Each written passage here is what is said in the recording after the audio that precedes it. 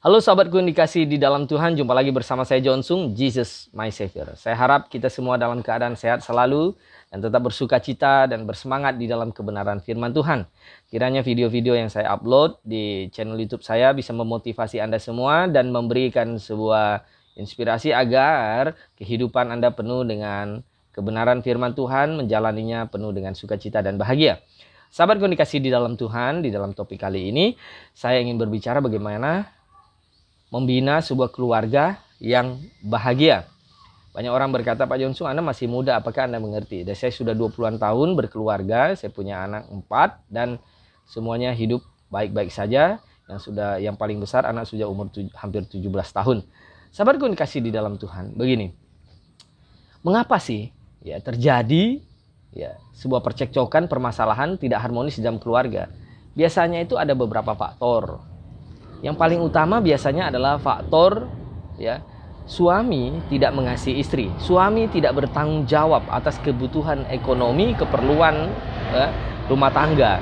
Dia tidak bekerja dengan serius, dia kebanyakan adalah hura-hura dengan teman-temannya yang kemudian mabuk-mabuk, tidak benar, hidup yang tidak takut akan Tuhan, sehingga berdampak kepada keluarganya, ekonomi yang kurang, yang sulit, sehingga menjadi masalah. Ini karena dia juga tidak mengasihi istrinya, dia tidak sungguh-sungguh takut akan Tuhan. Nah, itu menjadi masalah. Kedua adalah istri yang tidak tunduk kepada suami. Suami yang sudah baik, sudah bekerja, sudah bertanggung jawab, sudah mencukupi sebuah kebutuhan ekonomi, tetapi istrinya tidak mau masak, tidak mau urus rumah tangga, dia taunya hura-hura pergi keluar, party, karaoke, mengabaikan anak-anak, pendidikan anak-anak, dia tidak peduli apa segala macam. Taunya hanya bersolek sana, bersolek sini. Padahal sebenarnya ibu rumah tangga mau solek cantik-cantik sampai pakai seksi-seksi itu untuk menggoda siapa gitu loh. Kalau suami sudah ada di rumah, sudah baik, apa semuanya, ngapain kamu ini gaya-gaya seperti itu? Sebenarnya kan seperti itu. Nah, istri yang tidak tunduk pada suami, tidak mau dipimpin sama suami, akhirnya menjadi sebuah permasalahan dalam sebuah rumah tangga. Kemudian ada masalah apalagi komunikasi yang kurang baik, itu sih hal-hal yang kecil masalah ekonomi dia beginilah, nanti teman saya punya beginilah, tapi kita kok punya begini. Nah, sebenarnya ini adalah dasarnya dari iman, hidup yang tidak bersyukur, hidup yang tidak berdasarkan kepada kebenaran firman Tuhan. Jadi dia selalu tidak puas begitu. Misalnya melihat suaminya kok cuman punya begini, tapi suami orang lain punya begitu. Nah, ini semua istri yang seperti itu tidak sungguh-sungguh takut akan Tuhan, tidak benar hidupnya. Jadi sahabatku dikasih di dalam Tuhan, saat ini banyak sekali terjadi percekcokan, terjadi goncangan kehidupan dalam berumah tangga, keluarga, itu adalah karena keduanya tidak takut akan Tuhan, tidak sungguh-sungguh taat akan kebenaran firman Tuhan. Di dalam Alkitab bilang berbahagialah setiap orang yang takut akan Tuhan, yang hidup menurut jalan yang ditunjukkannya. Mazmur 128 ayat 1. Jadi kalau keduanya suami dan istri ini taat kepada kebenaran firman Tuhan, maka semuanya akan damai, harmonis dan bahagia. Karena dasar ininya adalah firman Tuhan, Alkitab. Nah, melalui suratnya Paulus tulis kepada Titus, dia bilang bahwa supaya kehidupan yang kokoh, yang baik itu harus ikutin firman Tuhan. Hal utama adalah penundukan diri kita kepada kebenaran firman Tuhan. Sahabatku dikasih di dalam Tuhan, begini, di dalam Efesus pasal 5 ayat 23 bilang begini, karena suami adalah kepala istri sama seperti Kristus adalah kepala jemaat, dialah yang menyelamatkan tubuh. Jadi kepala rumah tangga itu adalah suami, bukan istri. Istri harus menundukkan diri mendengar pimpinan dari kepala rumah tangga, yaitu suami. Suami memimpin keluarga, mencukupi semua kebutuhan keluarga, bertanggung jawab untuk menghidupi rumah tangga. Makanya dikatakan demikianlah laki-laki akan meninggalkan ayahnya dan ibunya dan bersatu dengan istrinya. Dia cukup mandiri baru bisa berkeluarga. Itu poin yang pertamanya. Jadi seperti jemaat tunduk kepada Kristus, jemaat tunduk kepada Kristus, Kristus sebagai kepala dari jemaat, demikianlah keluarga itu tunduk kepada istri, tunduk kepada suami. Nah, suami disuruh untuk mengasihi istri sampai seperti Kristus mengasihi jemaat, yaitu menyerahkan nyawanya. Jadi kasih kepada istri itu harus besar sampai rela menyerahkan nyawanya. Itulah kasih seorang suami. Hai suami, kasihilah istrimu. Kemudian, hai istri, tunduklah kepada suamimu. Nah, permasalahan dalam sebuah rumah tangga itu seringkali terjadi hanya karena dua ini. Suami yang kurang mengasihi istri atau istri yang kurang tunduk kepada suami. Oke, kemudian kita lihat ya, poin yang kedua. Tadi kan poin pertama adalah suami mengasihi istri, ya. Kemudian poin kedua adalah istri tunduk kepada suami. Nah, dalam rumah tangga terjadi percekcokan itu seperti itu. Istri tidak mau tunduk kepada suami. Dia tidak mau bertanggung jawab ngurus anak-anak, ngurus rumah tangga, rumah berantakan. Dia taunya pergi karaoke, party, bersolek, gaya-gaya dengan teman-teman perempuannya, shopping, apa segala macam. Sekali nanti suaminya pulang, mau makan tidak ada makanan untuk dimakan, segala macam. Ya, taunya ngomel-ngomel. Ya bagaimana suami bisa betah akhirnya di rumah? Akhirnya dia lebih betah di kantornya, di perusahaannya. Karena pulang ke rumah dia omel-omel terus sama istrinya. Sedangkan di kantor dia perintahkan sekretarisnya, lakukan ini nih. Siap pak, siap bos, maaf bos. Begitu tunduk. Sehingga akan menimbulkan simpati dan akhirnya terjadi perselingkuhan. Nah istri, perempuan yang bijak, perempuan yang tahu bahwa rahasianya untuk mengambil hati seorang laki-laki adalah menunjukkan ketundukan dirinya kepada laki-laki itu. Ya, firman Tuhan berkata begini, demikian juga kamu hai istri-istri tunduklah kepada suamimu, supaya jika ada di antara mereka yang tidak taat kepada firman, mereka juga tanpa perkataan dimenangkan oleh kelakuan istrinya.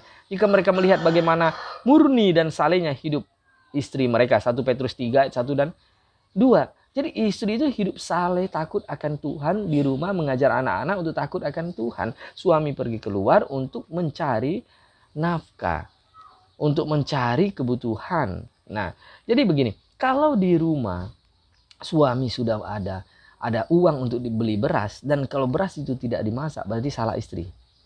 Kalau tidak ada beras untuk dimasak berarti salah suami. Itu seperti itu konsepnya. Jadi sahabatku yang kasih dalam Tuhan, perempuan-perempuan dengarkanlah ini. Kalau Anda sebelum menikah Anda pilih suami yang benar-benar takut akan Tuhan dan mengasihimu dengan rela menyerahkan nyawanya. Karena engkau dituntut untuk tunduk kepada suami. Itu posisinya. Seperti jemaat tunduk kepada Kristus. Nah, kalau Anda tidak menunjukkan posisi tunduk tetapi mau punya power, galaknya minta ampun lalu berkata, oh jangan main-main sama istri jagoan ya, saya tidak bisa ditindas. Ya kamu hidup sendiri. Kalau tidak mau dipimpin di dalam sebuah rumah tangga, tidak mau dipimpin oleh suami, tidak mau dengar kata suami, ya kamu hidup sendiri, tidak usah menikah. Itu seperti itu. Kenapa terjadi perceraian? Terjadi ketidakharmonisan dalam rumah tangga. Istri yang tidak tunduk kepada suami. Suami yang tidak mengasihi istri. Seperti itu. Jadi sahabatku yang dikasih di dalam Tuhan. Bagi kita ya. Bagi perempuan mungkin kalau memiliki suami yang takut akan Tuhan. Yang sungguh-sungguh hidup suci, benar, bertanggung jawab. Maka dia akan bahagia. Tapi kalau dia dapat suami yang tidak beres. Matilah dia. Ya. Abuse, yang suaminya boleh kawin 2, 3, 4, terserah katanya. Nah ini udah tidak beres. Ini abuse, ya penindasan sebenarnya. Di dalam Alkitab itu suami hanya boleh satu istri. Istri hanya boleh punya suatu suami. Nah maka itulah di dalam Efesus 5:25 dikatakan, hai suami kasihlah istrimu sebagaimana Kristus telah mengasihi jemaat dan telah menyerahkan dirinya baginya. Demikian juga kamu hai suami-suami hiduplah bijaksana dengan istrimu sebagai kaum yang lebih lemah. Hormatilah mereka sebagai teman pewaris dari kasih karunia yaitu kehidupan. Supaya doamu jangan terhalang. Jadi suami yang baik itu seperti itu. Dia mengasihi istri. Kemudian ya percecokan dalam rumah tangga ya udah pasti kalau misalnya tidak seiman. Tidak benar gitu ya. Hidup istrinya agama apa, keyakinannya apa, suaminya apa, tidak seiman. Nah ini pasti akan bentrok dan tidak akan tahan lama dalam rumah tangga. Mengapa? Karena dalam rumah tangga itu kita harus sehati, seiman, sepikir, mau dipimpin, ya, bukan mau berjalan sendiri, ya, tetapi dipimpin. Kemudian sahabatku yang kasih di dalam Tuhan, ya.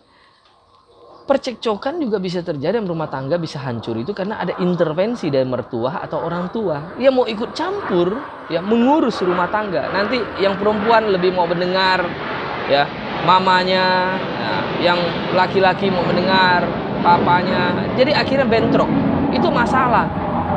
Dalam rumah tangga itu yang kita bina itu, ya, laki-laki. Ya, itu adalah kepala rumah tangga. Suami itu kepala rumah tangga. Udah dijelaskan bahwa Ya demikianlah laki-laki akan meninggalkan ayahnya dan ibunya dan bersatu dengan istrinya. Jadi laki-laki itu udah cukup mandiri, cukup punya kekuatan, ya, kebijaksanaan memimpin keluarganya. Bukan ada masalah apapun disampaikan ke mamanya, ke papanya. Berarti ini si anak ingusan gitu loh. Justru diselesaikan sama istrinya. Demikian juga perempuan ada masalah, bukan ngomong baik-baik sama suaminya, tapi dia ngadu ke mamanya. Suami saya beginilah, begitu. Akhirnya jadi runyam, akhirnya jadi repot. Sahabatku dikasih dalam Tuhan, saya sudah lihat banyak. Dan banyak yang konseling, bahkan ada pendeta terkenal ya yang telepon saya apa segala macam untuk ceritakan rumah tangganya. Sahabatku yang dikasih di dalam Tuhan, kembalilah kepada firman Tuhan, taatilah firman Tuhan, ajak suamimu, istrimu berdoa, dan anak-anakmu setiap dalam meja makan berdoa bersama, dan tanyakan apa yang harus Anda lakukan agar mereka bisa bahagia. Lakukanlah firman Tuhan, suami mengasihi istri, istri tunduk kepada suami, satu iman, satu pengharapan di dalam Kristus, maka hidupmu akan bahagia. Ekonomi, komunikasi, dan yang hal lain itu akan dianggap enteng semuanya kalau kita ada di dalam kebenaran firman Tuhan. Karena kasih Tuhan di dalam hati kita ini sangat besar. Bersama saya John Sung, Jesus my Savior.